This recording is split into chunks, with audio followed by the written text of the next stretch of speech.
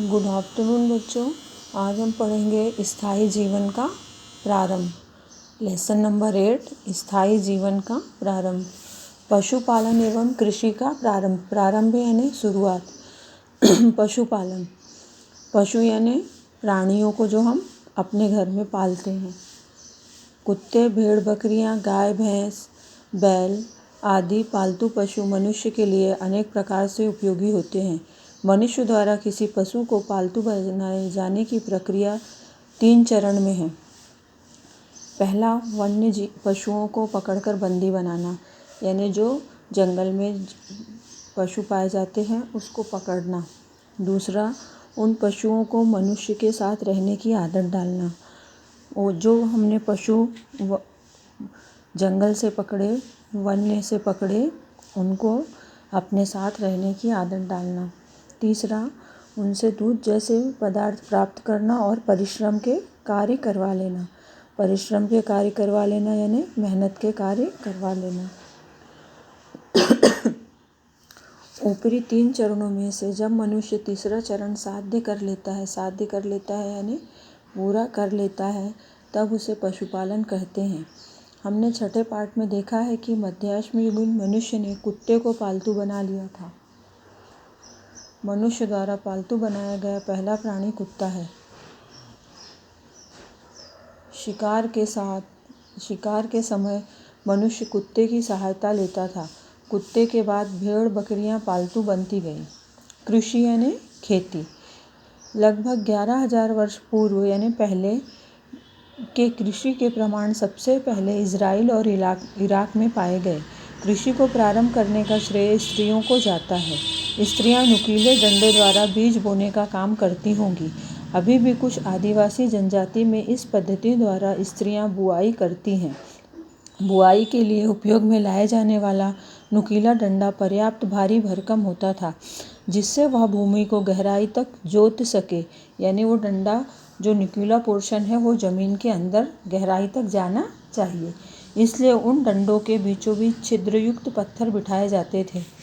कृषि कार्य के कारण लोगों को वर्ष की अधिकतम कालावधि में एक ही स्थान पर रहना पड़ता था। यह हमने पिछले पाठ में देखा। पशुओं द्वारा खींचे जाने वाले हलों से जुताई कार्य प्रारंभ होने के पश्चात कृषि उत्पादन में वृद्धि हुई। खेती लोगों के जीवन निर्वाह का प्रमुख साधन बनी। जीवन व्यापन करने के लिए प्रमुख साधन खेती बनी। खेती के उत्पादन में वृद्धि हो, इसके लिए लोग प्राकृतिक शक्तियों और देवी देवताओं की आराधना करने लगे, यानी पूजा पाठ करने लगे। कृषि कार्य, जल का वितरण और गांव की सुविधा जैसे अति आवश्यक कार्यों की व्यवस्था की जा सके, इसके लिए कृषि प्रधान समाज व्यवस्था का उदय हुआ। सेकंड पॉइंट है विशिष्ट कौशल और विशिष्ट व्यवसाय। कृषि कार्य का प्रारंभ होने से पूर्व के कालखंड में शिकार तथा इकट्ठे किए गए कंदमूल द्वारा प्राप्त अन्न का दीर्घ समय यानी लंबे समय तक संग्रह करना संभव नहीं था। लंबे समय तक उसे रखना, इकट्ठा करके रखना पॉसिबल नहीं था। फलस्वरूप तत्कालीन जीवन पद्धति में समूह के सभी स्त्री पुरुष केवल अन्न प्राप्त करने के कार्य में लगातार व्यस्त रहते थे। कृषि के कारण स्थिरता प्राप्त हुई। स्थिरता यानी एक जगह रुकना, स्थिर होना। दीर्घ समय तक अनाज का संग्रह करना संभव हुआ। इससे समूह की सभी आवश्यकताएं पूर्ण होती थी और बहुत सारा अनाज बचा रहता था। फलस्वरूप नवीन बातों की खोज करके स्वयं की कल्पना शक्ति के आधार पर नए कौशलों को विकसित करने हेतु समूह के कुछ स्त्री पुरुषों को पर्याप्त समय मिलने लगा। ऐसे कौशल प्राप्त मनुष्यों को वे कार्य सौंपे गए जो उनके विशिष्ट कौशलों पर आधारित थे। अतः मिट्टी के यानी जिसके अंदर जो क्षमता थी, उनकी क्षमता को देखकर उनको काम दिए गए। अतः मिट्टी के बर्तन मनके बनाने वाले जैसे कार्मिक निर्मित हुए। माना जाता है कि नवाश्मिक कालखंड के मिट्टी के बर्तन और मिट्टी की वस्तुएं परिवार की स्त्रियों ने अपने हाथों से बनाई हुई थी। पारस्परिक सहयोग पर आधारित जीवन। अब गांव के किसान अपनी आवश्यकता से अधिक अनाज उपजाने लगे थे, कृषि के औजार बनाने, उनकी मरम्मत करने तथा अन्य कामों के लिए उन्हें कुछ कुशल व्यवसायियों की आवश्यकता थी। इन व्यवसायियों को उनके काम के पारिश्रमिक के रूप में अनाज अथवा वस्तुएं दी जाती, यानी जो व्यवसायियों को उनके काम के पारिश्रमिक यानी मेहनत के रूप में अनाज और वस्तुएं दी जाती थी। तब पैसे नहीं थे। विविध वस्तुएं बनाने के लिए इन व्यवसायियों को दूर से कच्चा माल लाना पड़ता था। उसका मूल्य भी अनाज और वस्तुओं के लेन देन के रूप में अदा किया जाता था। यानी हम किसी से काम करवा रहे हैं आज के इसमें, तो हम उसको पैसा देते हैं, लेकिन उस समय पैसा न देके अनाज दिया जाता था। फलतः क्रय विक्रय हेतु विनिमय पद्धति रूढ़ हुई। जब कच्चा माल, तैयार वस्तुएं, दैनिक उपयोग की वस्तुएं आदि अन्य स्थानों से आयात करने की आवश्यकता अनुभव हो जाती, तब भी विनिमय की इसी पद्धति का उपयोग किया जाता था। नमक अति आवश्यक वस्तु है। अधिकतर गांवों को नमक बहुत दूर से लाना पड़ता था। नमक के व्यापारी नमक के बदले में प्राप्त वस्तुओं का भी व्यापार करते थे। नमक के व्यापार के कारण नवाश्म युग के व्यापार का विस्तार होने में सहायता प्राप्त हुई। गांव के व्यापार और संसाधनों के वितरण की व्यवस्था सुचारू रूप से चले, इसके लिए गांव के लोग एक दूसरे को सहयोग देते थे। सहयोग देना यानी एक दूसरे को मदद करते थे। इस बारे में नियम बनाए गए। इन नियमों का पालन करवाने का दायित्व जिस पर सौंपा गया, उन्हें गांव के अधिकार पद प्राप्त हुए। ऐसे अधिकारियों पर गांव की सुविधा का दायित्व सौंपा गया। इस प्रकार गांव की शासन व्यवस्था का उदय हुआ।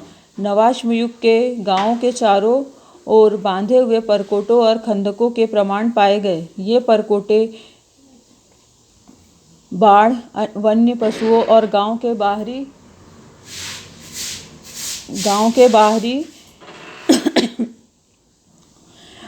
पशु चोरों से गांव के संरक्षण हेतु बांधे गए थे। यानी गांव के बाहर से जो पशुओं को चोरी करने के लिए लोग आते थे, चोर आते थे, उनसे बचाने के लिए ये बड़े बड़े ऊंचे ऊंचे परकोटे बांधे गए थे।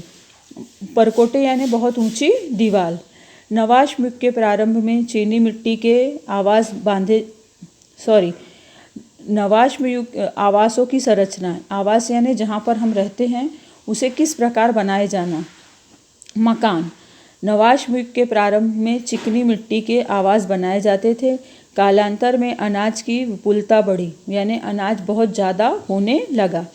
फलस्वरूप जनसंख्या बढ़ी, गांव स्थिर होते गए, यानी एक जगह लोग रहने लगे। गांव ऐसा नहीं कि आज हम यहाँ रह रहे फिर कल उसको उजाड़ के दूसरी जगह जाके रहेंगे, ऐसा नहीं। यानी एक गांव एक ही जगह पर निश्चित हो गया और फैलते गए। कुछ समय बाद कच्ची ईंटों के चौकोर मकान बांधे जाने लगे। कुछ मकानों में से अधिक कमरों का निर्माण दिखाई देता है। दो मकानों के बीच में बहुत दूरी नहीं हुआ करती थी। जलवायु की स्थानीय विशेषताओं के अनुसार मकानों की संरचना में स्थानीय परिवर्तन भी दिखाई देता है। यहाँ पे देखो चित्र दिखाया गया है तुमको कि किस तरह से वहाँ पर चौकोर मकान बनाए गए हैं। पेज नंबर 37 में। गांव, रिश्ते और परिवार।